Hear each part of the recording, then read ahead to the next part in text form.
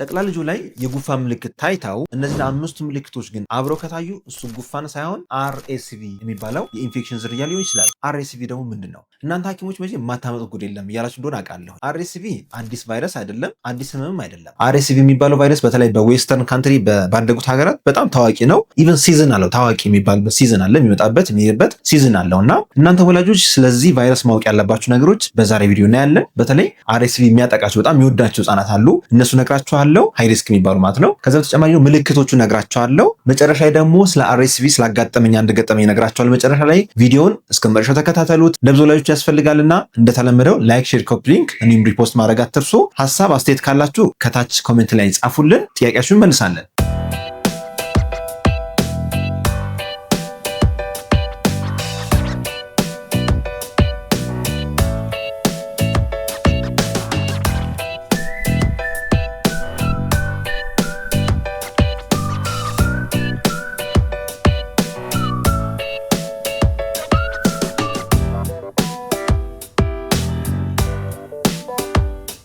አርኤስቪ የሚባለው የቫይረስ ኢንፌክሽን ሪስፓራቶሪ ሲንሲሻል ቫይረስ ማለት ነው። ታዋቂ የሚባል ቫይረስ ነው። በዋነኝነት ህፃናትን በተለይ እድሜያቸው ከ2 ዓመት በታች ያሉ ህፃናትን ያጠቃል። ፒክ ኢንሲደንስ የሚባለው ደግሞ ከ6 ወር በታች ያሉ ህፃናትን ነው።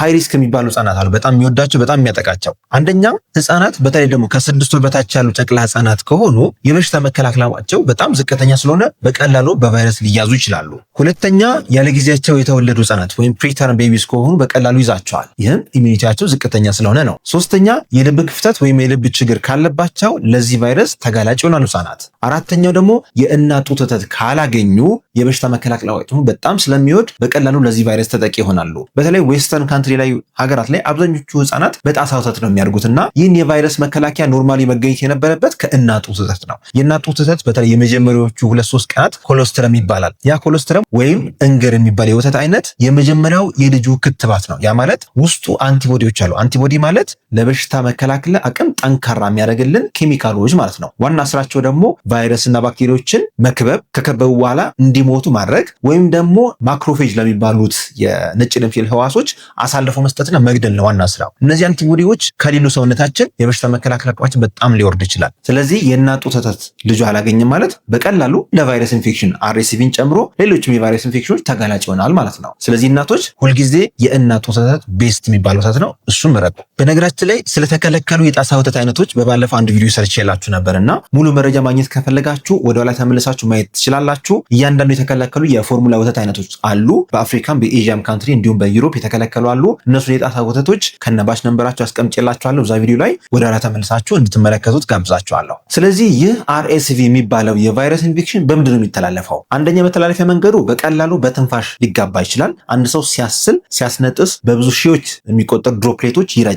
እነዛ ድሮፕሌቶች ውስጥ ደግሞ ቫይረስም ባክቴሪያም ሊኖር ይችላል። ስለዚህ አንድ ሰው ጉሮሮ ላይ ይህ ቫይረስ ካለ፣ አፍንጫው ላይ ይህ ቫይረስ ካለ በቀላሉ አየር ላይ ይገባል። ሌላ ሰው እሱን ሲተነፍሰው በቀላሉ ቫይረሱ ሊይዘው ይችላል ማለት ነው። ስለዚህ ህፃናት ቤት ውስጥ ካለ እናንተ ወላጆች ማስክ ማድረግ አትርሱ። በነገራችን ላይ ከዚህ በተጨማሪ የመከላከያ መንገድ ያልኳቸው ወደ 4 ዘዴዎች አሉ። እነዛ መከላከያ ዘዴዎችን መጨረሻ እነግራችኋለሁ። ቪዲዮውን እስከ መጨረሻው ተከታተሉ። ሁለተኛ መተላለፊያው ደግሞ በእጅ ንክኪ ነው። የእጅ ንክኪ በጣም የተለመደ ነው። በተለይ አንድ ሰው ሲያስል ሲያስነጥስ አፍንጫውን ይነካካል ወይ ከሶፍት ከተጠቀመ በኋላ እጁን ሳይታጠብ ሌላ ሰው ጨበጠ ማለት ቫይረሱ ከአንድ ሰው ወደ አንድ ሰው ተጋባ ማለት ነው። በተለይ ደግሞ ዴይኬር የሚውሉ ህፃናት አብረው ረጅም ሰዓት ስለሚያሳልፉ መጨባበጥ፣ መሳሳም፣ ጉንጭ ለጉንጭ መነካካት፣ እንደ ንፍጥ ነገር ሊኖር ይችላል። ያ ሁሉ ንክኪ ካለ ህፃናቱ ከአንዱ ወደ አንዱ ይህ ቫይረስ ሊያጋቡ ይችላሉ። ለራሳቸው ብቻ አይደለም፣ ቤት ውስጥ ሌላ ጨቅላ ህፃን ካለ በተለይ ከ6 ወር በታች ህፃን ካለ እነዚህ ዴይኬር የሚውሉ ወይም ትምህርት ቤት የሚውሉ ህፃናት ሙሉ ቫይረሱ ይዘውባቸው የሚያጡትና ይህንንም ጥንቃቄ ማድረግ ይኖርባቸዋል ማለት ነው። ሶስተኛው መተላለፊያ መንገዱ ደግሞ እቃ ላይ ሊቆይ ይችላል። ልክ እንደ ኮቪድ ከ4 ሰዓት እስከ 6 ሰዓት እቃዎች ላይ ሊቆይ ይችላል። ለምሳሌ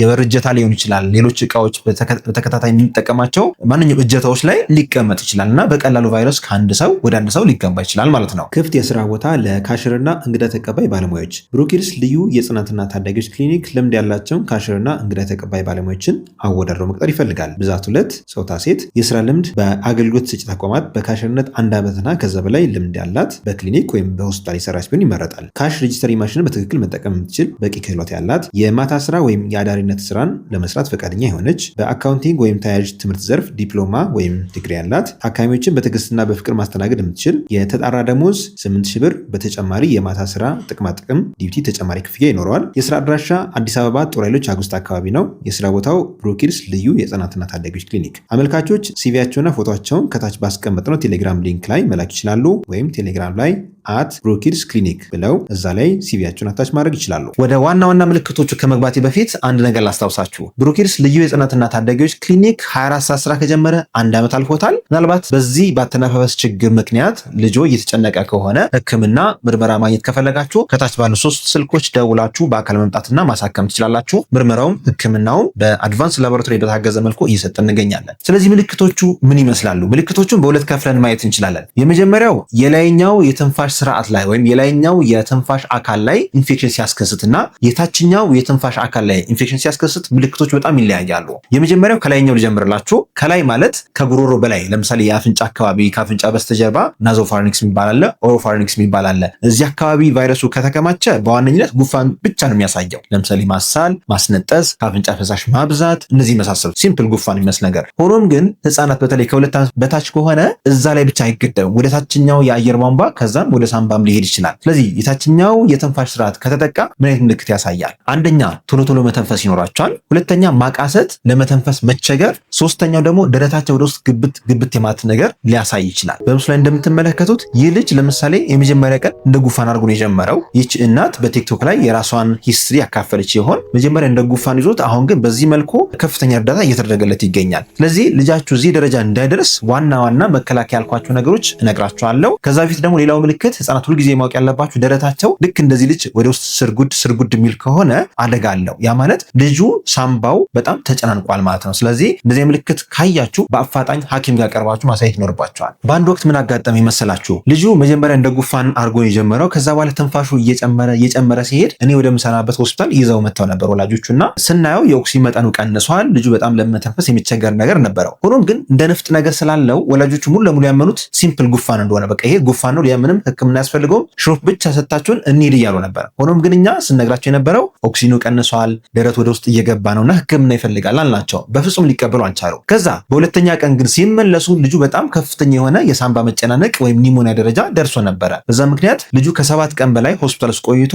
መጨረሻ ላይ በትክክል አገግሞ መውጣት ይችላል። ይህን ብላችሁ ለምን መሰላችሁ? ጉፋን የሆነ በሙሉ በጉፋን መልክ ላይቆም ይችላል። አንዳንዶቹ ወደ አየር ቧንቧ ኢንፌክሽን ወይም ብሮንኪዮላይቲስ ይባላል። አንዳንዶቹ ደግሞ ወደ ኒሞኒያም ሊሸጋገሩ ይችላሉና እንደ RSV አይነት ኢንፌክሽኖችን በደንብ ፎሎ አፕ ያስፈልጋቸዋል ማለት ነው። ስለዚህ ይህ ቫይረስ እንዳይከሰት ወይም ወደ ቤታችን እንዳይገባ ምን ማድረግ አለብን? አንደኛ ንክኪ መቀነስ ይኖርባቸዋል። በተለይ ደግሞ ልጆች ወደ ዴኬር የሚገቡ ትልልቅ ህፃናት 3 ዓመት ልጅ፣ የ4 ዓመት ልጅ፣ የ5 ዓመት ልጅ ትምህርት ቤት የዋለ ከሆነ እነሱ ህፃናት ይህን ቫይረስ ይዘው የመምጣት እድላቸው ከፍ ያለ ነው። ስለዚህ ከትምህርት ቤት ወደ ቤት ሲገቡ አንደኛ ንክኪ እንዲቀንሱ ማድረግ፣ ማስክ እንዲያደርጉ ማድረግ። በተለይ ጉንፋን ምልክቶች ከታዩ ምንም አይነት ንክኪ መፈጸም የለባቸው። ሁለተኛ አፋቸውና አፍንጫቸውን በትክክል ማስክ ማድረግ ይኖርባቸዋል። ለህፃናት ፊት የሚያደርግ ትክክለኛ ማስክ ገዝታችሁ ወይም ቋጥራችሁም ቢሆን ማስክን አስለምዷቸው። ሶስተኛ ከተቻለ ክፍል መለየት። ለምን አንድ ሰው ሲያስል ሲያስነጥስ አንድ ክፍል ውስጥ ሼር የምናደርግ ከሆነ ከሱ የሚወጣው ማንኛውም ድሮፕሌቶች ወደ ጨቅላ ህፃናት ሊሄድ ስለሚችል ከተቻለ ክፍል መለየት እና ንክኪ መቀነስ በጣም ወሳኝ ነው። አራተኛው ቀላል ጥንቃቄ ደግሞ እጃቸውን እንዲታጠቡ ማድረግ።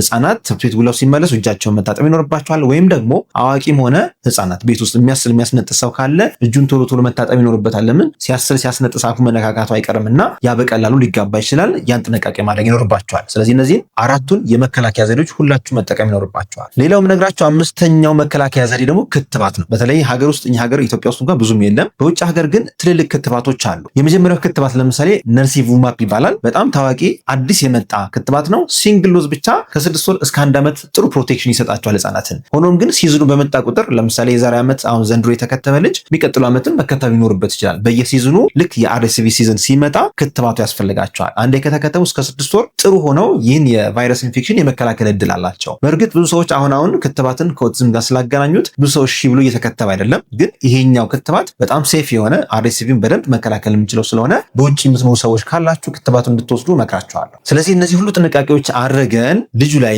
ይህ ነገር ከተከሰተ ምን ማድረግ አለብን? የመጀመሪያው ህክምና ጉንፋኑን በደንብ ማከም ሊሆን ይችላል፣ በቤት ውስጥ ህክምኖች ቀለል ባለ ነገር። ሆኖም ግን ጥንቃቄ ማድረግ ያለባችሁ ቅድም የዘረዘርኩላችሁ ያለባችሁ ነገሮች ዋና ዋና ምልክቶች አልኳችሁ። የታችኛው የትንፋሽ ስርዓት ላይ ኢንፌክሽን ካለ ቶሎ ቶሎ መተንፈስ፣ ማቃሰት፣ ለመተንፈስ መቸገር፣ የአፍንጫ ወደ ውጭ መግባት ካለ፣ የደረት ወደ ውስጥ መግባት ካለ፣ እነዚህ ምልክቶች ከታዩ ግዴታ ሐኪም ጋር መቅረብ ይኖርባቸዋል ማለት ነው። ሌላው ህክምና ደግሞ አፍንጫቸውን በደንብ ክፍት ማድረግ ይኖርባቸዋል። አፍንጫቸው ውስጥ ያለ የተጠቀጠቀ ማንኛው ፈሳሽ ነገር ጨው በውሃ ወይም ኖርማል ሳይን ድሮፕ እያደረጋችሁ በመምጠጫ ማጽዳት ይኖርባቸዋል። ማኑዋል አለ፣ ኤሌክትሪካል ሰክሽኖች አሉ። እነዚህን ገበያ ላይ ቼክ አድርጋችሁ መግዛት ትችላላችሁ። አፍንጫቸው መጸዳት ይኖርበታል። ለምን? ህፃናት በተለይ ደግሞ ከአንድ ዓመት በታች ከሆኑ ኦብሊጌት ናዛል ብሪዘሮች ናቸው። ምን ማለት ነው? በአፍንጫቸው መተንፈስ እንጂ በአፍ መተንፈስ እንደሚቻል አያውቁም፣ አይለዩትም። ስለዚህ እናንተ ወላጆች አፍንጫቸው ማጽዳት ይኖርባቸዋል ማለት ነው። ሶስተኛው ህክምና ደግሞ በቂ የሆነ ፈሳሽ ሰውነታቸው ውስጥ እንዲገባ ማድረግ። የጡት ወተት ቤስት የሚባለው እሱ ነው። እሱ ካልተገኘ የጣሳ ወተት፣ እሱም ካልተገኘና ልጆቹ የማይወስዱ ከሆነ ግን በአይቪ ፍሉድ ወይም በግሉኮስ በቂ ፈሳሽ ሰውነታቸውና ሳምባቸው ውስጥ መግባት ይኖርበታል። ይህን ስናደርግ ሳምባቸው ውስጥ ያለው የተጠራቀሙ አላስፈላጊ ፈሳሾች ሙከስ ሴክሬሽኖች እንዲንቀሳቀሱ አስለው እንዲያወጡት ያበረታታል ማለት ነው። ከዚህ በተጨማሪ ያሉት ህክምናዎች ግን ግዴታ ሐኪም ጋር ቀርባችሁ መውሰድ ያለባችሁ ናቸው። በእንፋሎት መልክ የሚሰጥ አለ፣ በሃይላንድ ተገጥሞ በስፔሰር የሚሰጥ አይነት አለ፣ በደም ስር የሚሰጡ መድኃኒቶች አሉ። እነዚህ ሐኪም ጋር ቀርበው የሚታከም አይነት ኬዞች ናቸው ማለት ነው። ስለዚህ ልጁ ላይ እንደዚህ ምልክት ከታየ በፍጹም ቤት ውስጥ ማከም አይኖርባችሁ ማለት ነው። ለዛሬ ያለኝ መረጃ ይህን ይመስላል። መረጃውን ከወደዳችሁት ላይክ አድርጉ። ሀሳብ አስተያየት ካላችሁ ወይም ጥያቄ ካላችሁ ከታች ኮሜንት ላይ አስፍሩልን። ቤተሰብም ካልሆናችሁ ሰብስክራይብ ያደረጋችሁ ቤተሰብ እንድትሆኑ ተጋብዛችኋል። ዶክተር ፋሲል ነኝ፣ የህፃናት ስፔሻሊስት ሐኪም ከብሩክ ኪድስ ልዩ የህፃናትና ታዳጊዎች ክሊኒክ። መልካም ጊዜ